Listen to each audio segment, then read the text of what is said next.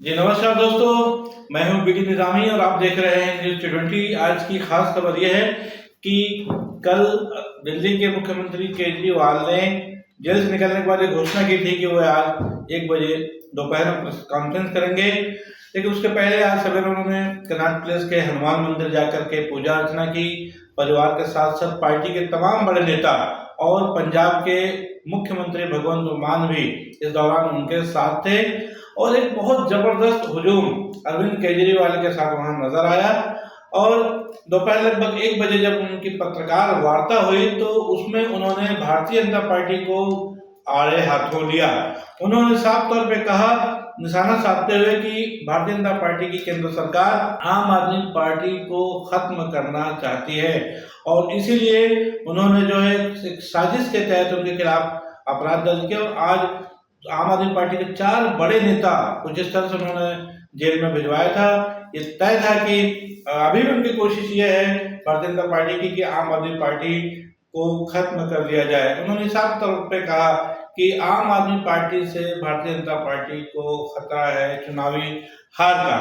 बहरहाल उन्होंने तमाम तरह के आरोप लगाए। उन्होंने अपने ये भी कहा कि एक बहुत ही खतरनाक मिशन की ओर भारतीय जनता पार्टी बढ़ रही है और वो मिशन है वन नेशन वन लीडर। तो कुल मिला के उनका आरोप सीधा सीधा प्रधानमंत्री नरेंद्र मोदी पर था कि नरेंद्र मोदी एक तानाशाह की तरह भारत में राजनीति करना चाहते हैं और वो नहीं चाहते कि कोई दूसरा नेता, चाहे वो उनकी पार्टी का ही क्यों ना हो, वो उसकी कोई अलग से पहचान बन पाए। और इसीलिए उन्होंने सन 2014 में प्रधानमंत्री बनने के बाद सबसे पहले उप प्रधानमंत्री रह चुके अटल बिहारी सरकार में लाल कृष्ण आडवाणी को साइड किया। 2019 तक आते आते लाल कृष्ण आडवाणी के साथ साथ उन्होंने मुरली मनोहर जोशी को भी टिकट काट करके किनारे कर दिया।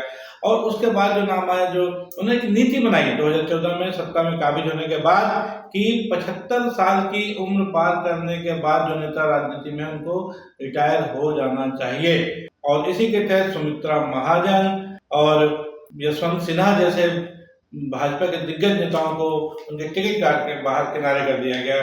और अभी जो विधानसभा चुनाव जिस ढंग से भारतीय जनता पार्टी 3 राज्यों में लौटी है, खासतौर पर राजस्थान, छत्तीसगढ़ और मध्य प्रदेश, यहाँ पर जिस ढंग से नए नए लोगों को मुख्यमंत्री बनाया है, कहीं ना कहीं ये उसी का एक सेकेंड एपिसोड है, एक हिस्सा है कि जबकि जो उनको लगता है कि जो भी नेता उनके कद के बराबर आ सकता है या उसकी पॉपुलरिटी बढ़ रही है।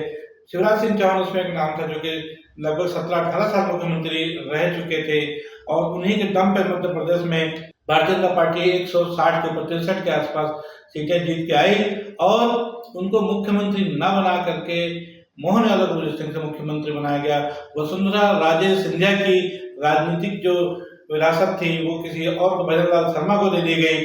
और छत्तीसगढ़ में भी डॉक्टर रमन सिंह को दरकिनार करके विष्णुदेव साय को जिस ढंग से मुख्यमंत्री बनाया गया। अरविंद केजरीवाल का साफ आरोप है कि ये भारतीय जनता पार्टी में भी प्रधानमंत्री नरेंद्र मोदी नहीं चाहते कि कोई नेता किसी बड़े मुकाम तक पहुंचे, उसकी पॉपुलैरिटी बढ़े और इसीलिए वो एक एक करके अपने पार्टी के नेताओं को भी दरकिनार कर रहे हैं। उन्होंने कहा कि यदि भारतीय जनता पार्टी सत्ता में आती है तो इसका अगला जो शिकार होंगे वो होंगे उत्तर प्रदेश के मुख्यमंत्री योगी आदित्यनाथ, क्योंकि आज की तारीख में योगी आदित्यनाथ को भी एक बड़े नेता के तौर पर उनकी छवि बन चुकी है। और कुल मिलाकर देखा जाए तो परोक्ष रूप से लोग ये मानने लग गए हैं कि अगर नरेंद्र मोदी के बाद कोई नाम होगा जो नेक्स्ट प्रधानमंत्री का, तो वो योगी आदित्यनाथ का हो सकता है।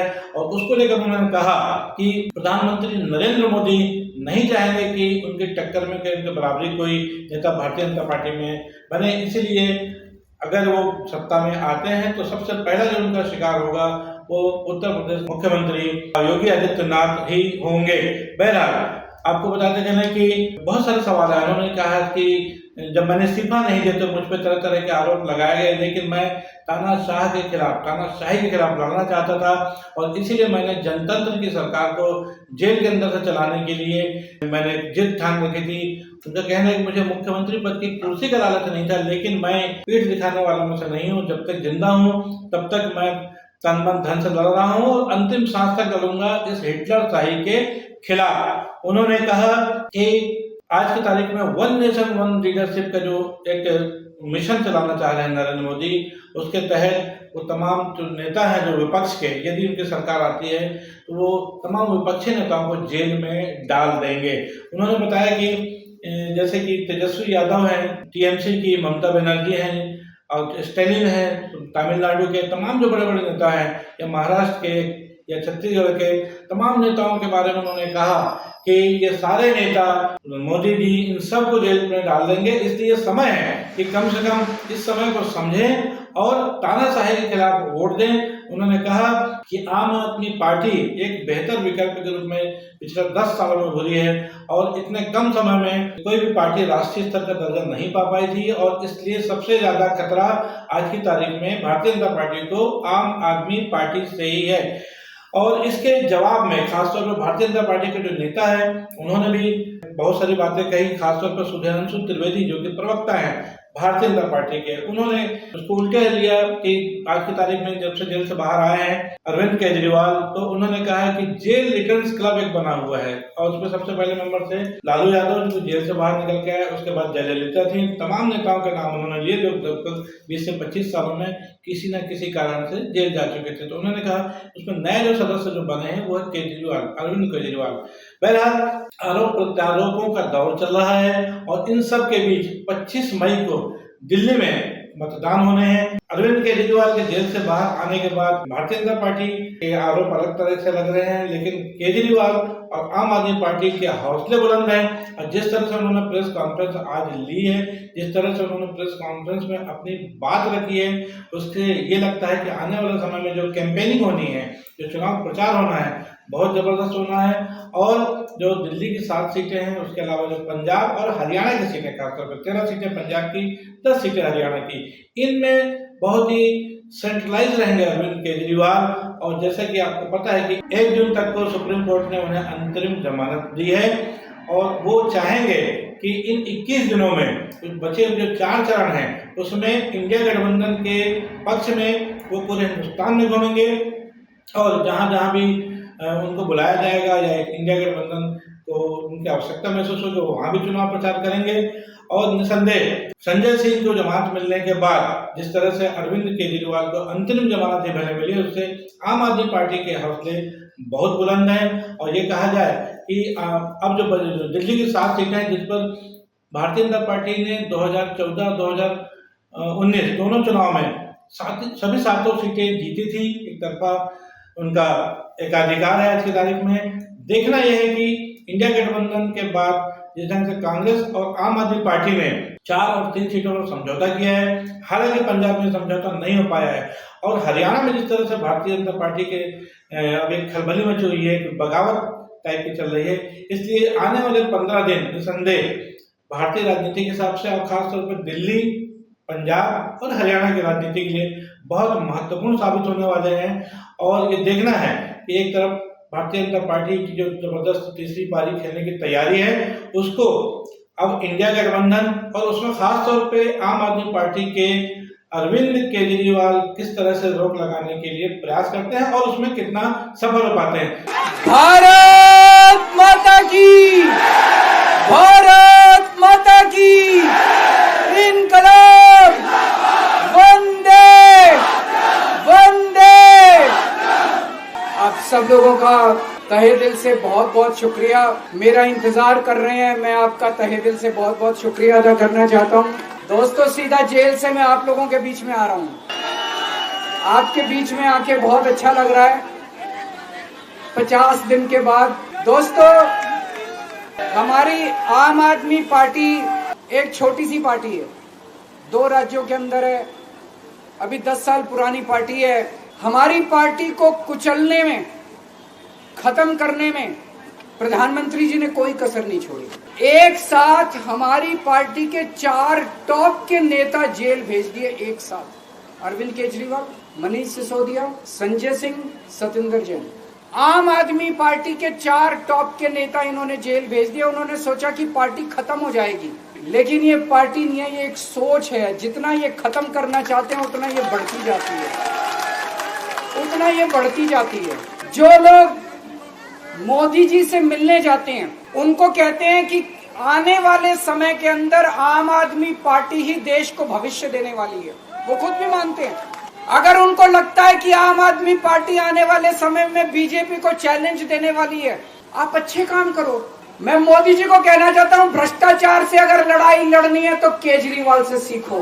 एक बेहद खतरनाक मिशन चालू किया हुआ है प्रधानमंत्री जी ने, बहुत ही खतरनाक। उस मिशन का नाम है वन नेशन वन लीडर। देश के सारे नेताओं को खत्म करना चाहते हैं मोदी जी, और इसको 2 स्तर के ऊपर इस मिशन को चला रहे हैं। जितने विपक्ष के नेता हैं उनको जेल भेजेंगे, और जितने बीजेपी के नेता हैं उनको सबको निपटा देंगे, उनकी राजनीति खत्म करते जाएंगे, उनको सबको निपटाते जाएंगे। विपक्ष के अंदर आज इन्होंने मनीष सिसोदिया को जेल भेज दिया, संजय सिंह को जेल भेज दिया, सत्येंद्र जैन को जेल भेज दिया, केजरीवाल को जेल भेज दिया, हेमंत सोरेन को जेल भेज दिया, ममता दीदी के कई मंत्रियों को जेल भेज दिया, स्टालिन के कई मंत्रियों को जेल भेज दिया, केरला के सीएम के पीछे पड़े हैं। अगर ये चुनाव जीत गए, थोड़े दिन के बाद ममता दीदी जेल में होंगी, तेजस्वी यादव जेल में होगा, स्टालिन साहब जेल के अंदर होंगे, पिनरई विजयन जेल के अंदर होंगे, उद्धव ठाकरे जेल के अंदर होंगे, जितने विपक्ष के नेता ये सारे जेल के अंदर होंगे। अगर ये चुनाव जीत गए, इन्होंने बीजेपी का एक नेता नहीं छोड़ा। आडवाणी जी की राजनीति खत्म कर दी इन्होंने, मुरली मनोहर जोशी की राजनीति खत्म कर दी, सुमित्रा महाजन की, शिवराज सिंह चौहान जिसने मध्य प्रदेश का चुनाव जीत के दिया इन लोगों ने, शिवराज सिंह चौहान ने उसको मुख्यमंत्री नहीं बनाया, उसकी राजनीति खत्म कर दी। वसुंधरा राजे की राजनीति खत्म कर दी इन्होंने, खट्टर साहब की राजनीति खत्म कर दी, डॉक्टर रमन सिंह की राजनीति खत्म कर दी। अब अगला किसका नंबर है? योगी आदित्यनाथ। अगर ये चुनाव जीत गए, मेरे से लिखवा लो, 2 महीने के अंदर उत्तर प्रदेश का मुख्यमंत्री बदल देंगे। योगी आदित्यनाथ की राजनीति खत्म करेंगे, उनको भी निपटा देंगे। यही तानाशाही है दोस्तों। वन नेशन वन लीडर ये चाहते हैं, एक ही तानाशाह इस देश के अंदर बचेगा, एक ही तानाशाह इस देश के अंदर बचेगा। आज एक तानाशाह इस देश से जनतंत्र खत्म करना चाहता है, आज एक तानाशाह इस देश से लोकशाही खत्म करना चाहता है। मैं पूरे तन मन धन से लड़ रहा हूं, संघर्ष कर रहा हूं उस तानाशाह के खिलाफ। 140 करोड़ लोगों का साथ चाहता हूं मैं। देखिए, केजरीवाल जी आज बाहर आए हैं और देखिए किस कदर जश्न मनाया जा रहा है। इसमें मैं कहना चाहूंगा कि केजरीवाल जी जैसे लुटियन जोन में कुछ एलीट क्लब होते हैं ना, वैसे भारतीय राजनीति में कुछ एलीट क्लब है। हम लोग अभी बचपन में सुनते थे, कोई व्यक्ति विदेश से लौट के आता था तो उस जमाने में बड़ा होता था फॉरेन रिटर्न है। वैसे ही भारतीय राजनीति में एक एलीट क्लब है jail return, prison return. Kejriwal ji अब जेल रिटर्न चीफ मिनिस्टर्स के एलीट क्लब में शामिल हो गए हैं। ये वो क्लब है जो बहुत पुरानी सदस्यता जिन्होंने ली है। 1997 में लालू प्रसाद यादव जी इस क्लब के सदस्य बने। 1996 में तमिलनाडु की मुख्यमंत्री जयललिता जी इस क्लब की सदस्य बनी। फिर सन 2000 में तमिलनाडु के मुख्यमंत्री करुणानिधि जी जेल रिटर्न क्लब के सदस्य बने। फिर 2006 में झारखंड के मुख्यमंत्री Shibu Soren ji jail return club के सदस्य बने। फिर 2008 में मधु कौड़ा जी जेल रिटर्न क्लब के सदस्य बने। और मजे की बात यह है कि अब उस जेल रिटर्न क्लब के सदस्य बनने के बाद जो खुशी मना रहे हैं आम आदमी पार्टी के लोग, तो मुझे लगता है कि अन्ना को अपना गुरु मानने के बाद लालू यादव जी को अपना गुरु मानने का जो उन्होंने दिखाया था रामलीला मैदान में, तो उसका पूरा प्रभाव उनके ऊपर नजर आ रहा है।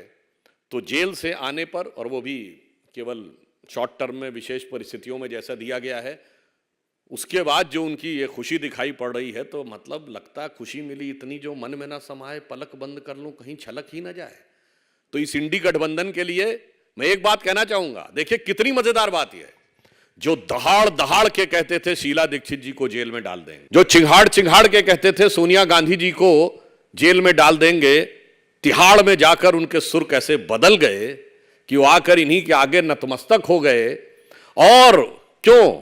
अब उनके बीच में कोई दरार नहीं है, क्योंकि उस पर मोदी विरोध का इश्तेहार चिपक गया है।